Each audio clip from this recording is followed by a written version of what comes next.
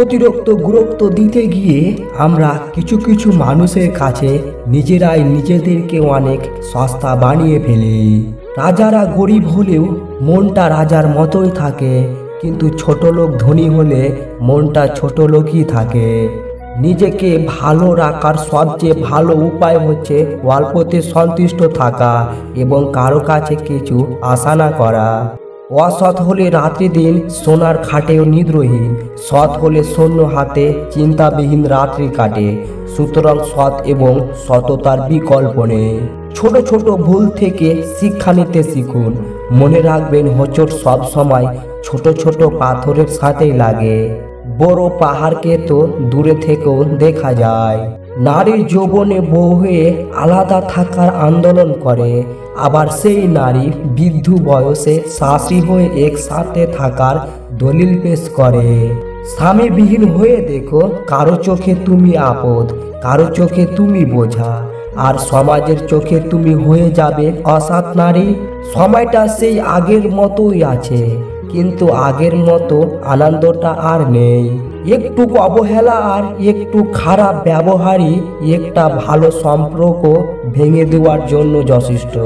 আপনি যদি অল্পতেই অনেক বেশি কষ্ট পেয়ে থাকেন, তাহলে আপনার জন্য এই পৃথিবীটা অনেক কঠিন। শক্ত হন, পৃথিবীটা আপনার জন্য সহজ হবে। স্বামী আর স্ত্রীর মধ্যে যদি মিল মহব্বত ভালোবাসা না থাকে, সে সংসারে যতই নামি দামি আর টাকাওয়ালা হোক না কেন, সেই সংসারে সুখ থাকে না। আমাদের সবচেয়ে বড় ভুল কি জানেন?